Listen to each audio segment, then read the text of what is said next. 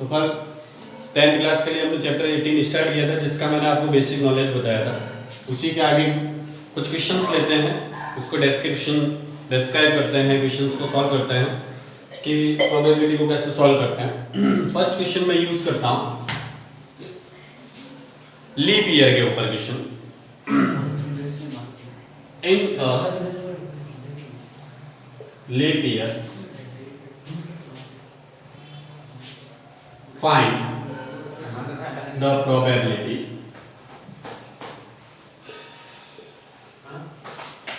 of 53 Monday.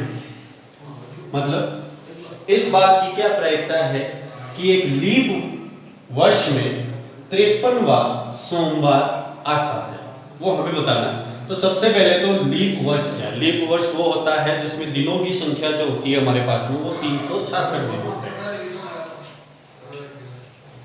तो हमारे पास में टोटल नंबर ऑफ डेज, कुल दिनों की संख्या लीप ईयर में वो हो गई 366। अब उसके बाद में हम आगे बढ़ते हैं। तो एक 1 ईयर में हमारे पास में जो वीक यानी सप्ताह जो होते हैं वो 52 सप्ताह होते हैं। तो in a week number of days, कहने का मतलब एक सप्ताह में जो दिनों की संख्या होती है वो 7, और 1 ईयर में जो वीक होते हैं वो 52। तो 52 week in number of days. तो 52 सप्ताह में कितने दिनों की संख्या? तो 52 × 7, तो वो हो गए हमारे पास में 364। अब शेष के दिन जो हमें बाकी के जो दिन बच गए वो बताने हैं, तो इसमें से इसको माइनस करता हूं तो लेस डेज 366 माइनस 364, तो हमारे पास में दिनों की संख्या बच गई 2। अब इस 2 दिनों की संख्या के लिए जो हमारे पास में कुल संभावना यानी टोटल प्रोबेबिलिटीज, टोटल कंडीशंस जो बनती है, टोटल इवेंट्स, वो इवेंट्स में बनाता हूं। तो सबसे पहला हो सकता है हमारे पास में मंडे ट्यूसडे यानी सोमवार और मंगलवार। दूसरा हो सकता है हमारे पास में ट्यूसडे वेडनेसडे। तीसरा हो सकता है वेडनेसडे थर्सडे। फोर्थ हो सकता है हमारे पास में थर्सडे फ्राइडे। फिफ्थ हो सकता है हमारे पास में फ्राइडे और सैटरडे। और सिक्स्थ हमारे पास में सैटरडे संडे। और लास्ट हमारे पास में जो 7वीं कंडीशन बनती है वो बनती है संडे और मंडे।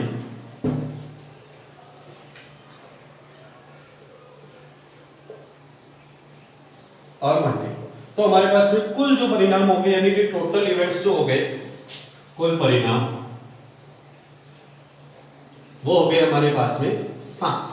अब हमारे पास में जो प्रश्न में यानी क्वेश्चन में जो पूछा गया था वो मंडे यानी सोमवार आने की प्रायिकता। तो इस 7 कंडीशन में आप देख सकते हो सोमवार यानी मंडे किस में आ रहा है? तो फर्स्ट वाले कंडीशन में और एक सबसे लास्ट वाले कंडीशन में। तो हमारे पास में फेवरेबल कंडीशन यानी जिसमें हमारे पास में सोमवार आ रहा है वो कंडीशन हो गई हमारे पास में 2। तो अब प्रायिकता का फॉर्मूला मैंने आपको बताया था P E favourable condition upon total events. कहने का मतलब जिसका आपको पूछा गया वो और उसके नीचे कुल परिणाम। तो हम देख सकते हैं हमें जो पूछा गया था वो सोमवार का पूछा गया था, और सोमवार के जो दिनों की संख्या हमारे पास में आती है वो हुई 2, और कुल परिणाम जो हो गए हमारे पास में 7। तो ये उत्तर हो गया हमारे पास में 2/7। अब दूसरा हम लेते हैं एक ऐसा ही सवाल जिसमें लीप वर्ष नहीं लेकर के एक नॉर्मल वर्ष हम लेते हैं। तो वो क्वेश्चन में यहाँ पे लिखता हूं आपके पास में।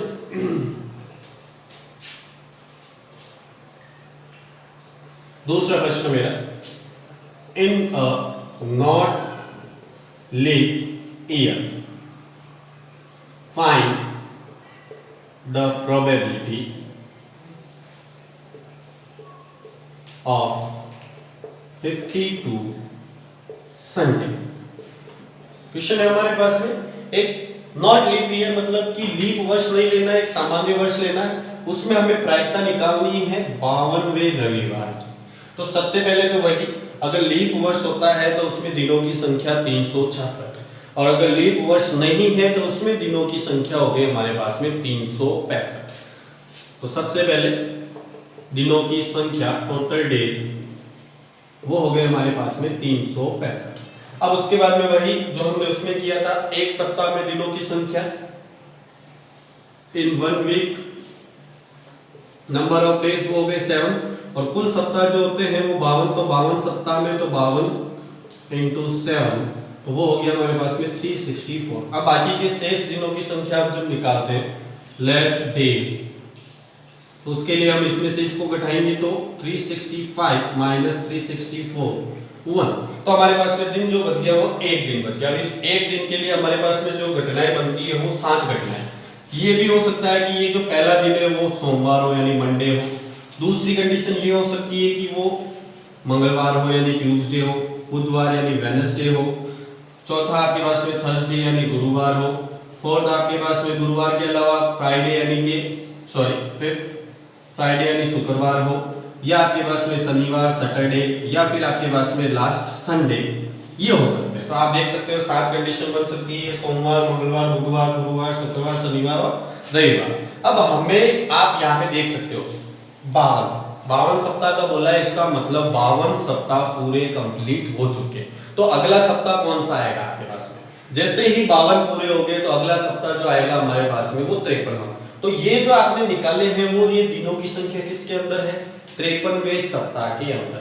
तो मैं यहाँ पे पहला मान जो निकाल रहा हूं, अब किसका पूछा गया था हमारे पास में? संडे यानी रविवार का, तो 53वां 53 संडे प्रोबेबिलिटी। तो आप देख सकते हो यहाँ पे 53 संडे की प्रोबेबिलिटी, और वो भी किसकी? संडे की। तो इन 7 में से संडे कितनी बार आ रहा है? तो आप देख सकते हो एक बार ही आ रहा है, तो ये 1, और नीचे कुल परिणाम कितने हो गए हमारे पास में? 7। आपने अब यहाँ पे जो उत्तर निकाला है वो 53वें संडे का निकाला है, पर उत्तर जो निकालना वो किसका निकालना हमें? 52वें संडे का।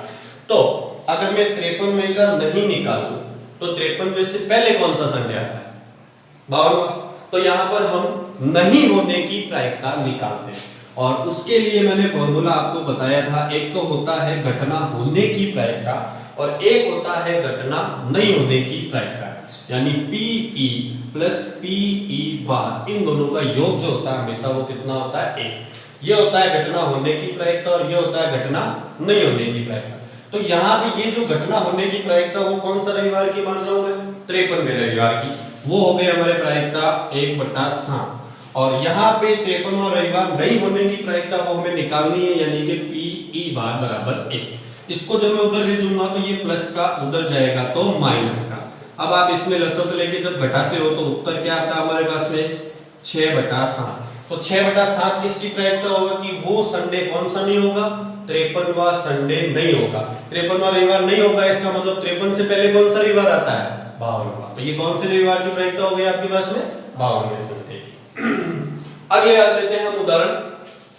इसी प्रकार के और एक दो उदाहरण लेता हूं मैं, जिसमें एक लेता हूं मैं जन्मदिन के ऊपर। For example, 2 friends Ram and Shyam find the probability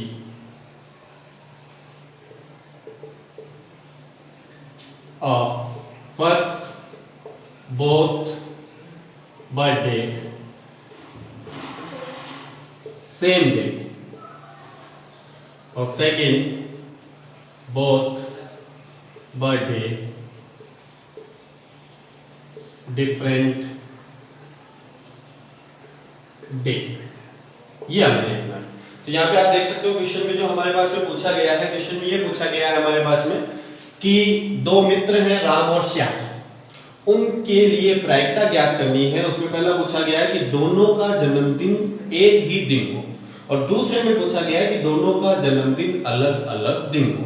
अब यहाँ पे लीप वर्ष नहीं दे रखा है, ना तो लीप वर्ष के बारे में बोला गया है और नहीं बोला गया। तो जब भी नहीं बोला जाए आपके पास में लीप वर्ष के लिए, तो हम यहाँ पे सामान्य वर्ष मानते हैं। तो लीप वर्ष नहीं होगा तो आपके पास में दिनों की संख्या कितनी होगी? 365। तो यहाँ पे हमारे पास में कुल दिनों की संख्या जो हो गई वो हो गई 365। अब पहले में इसने बोला है कि दोनों मित्र राम और श्याम, उन दोनों का जन्मदिन एक ही दिन हो। अब जब दोनों का जन्मदिन एक दिन होगा तो उसकी प्रायिकता कितनी हो गई? 1/365। तो पहला, सबसे पहले तो टोटल डे यानी कुल दिनों की संख्या वो हो गई 365। अब पहले में पूछा गया दोनों का जन्मदिन एक ही दिन होना चाहिए, बोथ बर्थडे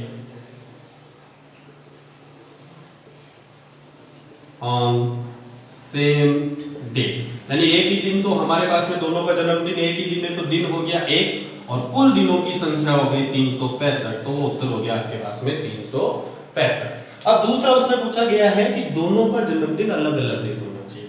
अलग अलग दिन होने का मतलब दोनों का जन्मदिन एक दिन नहीं होगा। भाई दोनों का जन्मदिन अलग अलग होने का मतलब क्या हो गया कि दोनों का जन्मदिन एक दिन नहीं होगा। तो मैंने अभी आपको बताया था, एक तो होती है होने की प्रायिकता और एक क्या होती है नहीं होने की प्रायिकता। उन दोनों का योग कितना होता है, एक।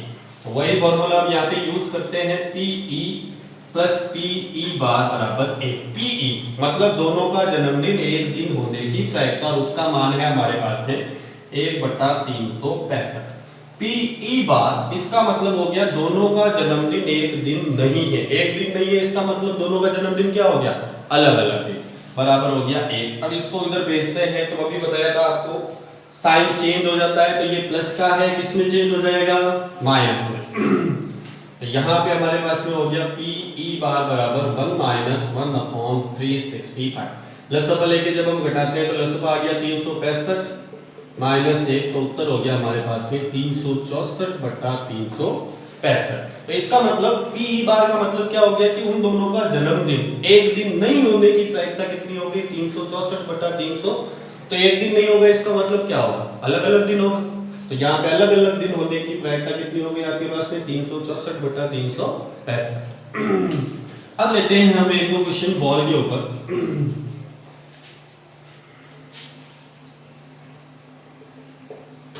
In a box, 3 red ball, 5 black ball, and 2 green ball. Find the probability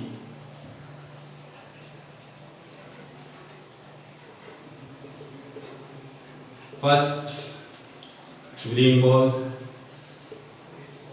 second red ball, third not black ball, fourth not green ball. इसकी प्रायिकता हमें निकालनी है। तो सबसे पहले तो देखते हैं, हमारे पास में सबसे पहले दे रखा है एक बॉक्स है, उस बॉक्स के अंदर 3 लाल गेंद, 5 काली गेंद और 2 हरी गेंद है। तो सबसे पहले तो कुल गेंदों की संख्या हम यहाँ पे निकालते हैं। तो कुल गेंदों की संख्या में आप देख सकते हो, सबसे पहले 3 रेड मतलब 3 लाल गेंद, फिर उसके बाद में 5 काली तो 5 ब्लैक और 2 ग्रीन तो 2 हरी गेंद हो गई 2 ग्रीन। तो अब टोटल जब मैं इन सबको जोड़ता हूं तो यहाँ पे हो गया हमारे पास में 10। तो टोटल बॉल जो हो गई हमारे पास में वो हो गई 10। तो कुल परिणाम हो गया हमारे पास में 10। अब सबसे पहला इसमें क्या पूछा है वो देखते हो आप। तो यहाँ पे इसमें सबसे पहले पूछा है ग्रीन बॉल का मतलब किसका, हरी गेंद का। तो आप सीधा सा देखिए इसके अंदर, इन सब के अंदर हरी गेंद कितनी। तो यहाँ पे आप देख सकते हो ग्रीन से पहले नंबर लिखा हुआ है कितना, 2। तो हरी गेंद की संख्या हो गई आपके पास में 2 और बटा कुल परिणाम हो गए 10। तो ये नीचे 10, आप इसको काट भी सकते हो, तो 1/5। दूसरा आते हैं हम, अब कौन सी बॉल का बोल रखा है उसमें, रेड बॉल का। तो रेड बॉल की संख्या देखो आपके पास में कितनी है, 3। तो ये हो गया 3 और नीचे कुल परिणाम हो गया 10। तीसरा इसमें हमारे पास में सीधा सीधा पूछा है, तीसरा जो पूछा है इसमें हमारे पास में नॉट ब्लैक बॉल मतलब काली गेंद नहीं होनी चाहिए। तो काली गेंद नहीं होगी तो काली के अलावा कौन कौन से कलर है अंदर, एक तो लाल है और एक कौन सा है, हरा। तो लाल गेंद की संख्या कितनी है, 3। हरी गेंद की संख्या कितनी है, 2। तो काली नहीं होगी तो इन दोनों में से कोई भी गेंद बाहर निकाल सकते हैं। तो 2 + 3 कितनी हो गई, 5। तो ये हो जाएगी हमारे पास में 5/10, काटोगे तो ये हो गया 1/2। चौथा, अब इसमें लास्ट में पूछा है नॉट ब्लैक बॉल, कौन सी गेंद नहीं होनी चाहिए आपकी, सॉरी नॉट ग्रीन बॉल, कौन सी गेंद नहीं होनी चाहिए, हरी गेंद। तो हरी गेंद की संख्या कितनी है 2, तो 10 में से 2 घटा दो कितने बच गए 8, तो सीधा सीधा हो गया हमारे पास में 8/10, काट दोगे तो 2 के पाड़े से ये 4/5, ये हो गया हमारे पास में उत्तर।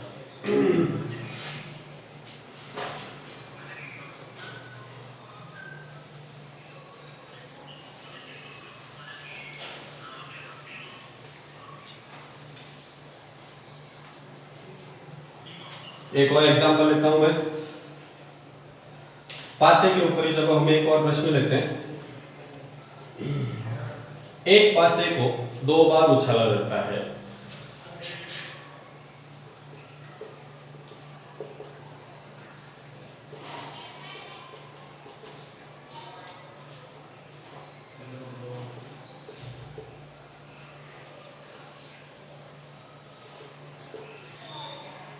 then find probability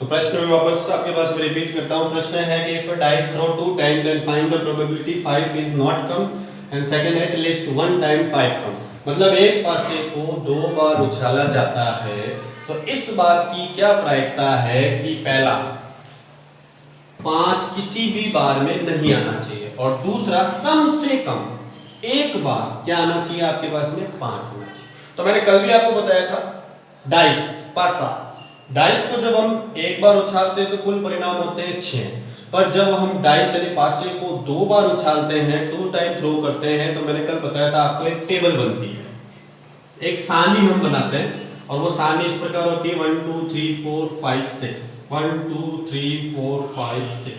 अब मैं यह सारणी बनाता हूं तो पहले इस एक को इन सभी अंकों के साथ में आप जब लोगे तो 1 1 1 2 1 3 1 4 1 5 1 6।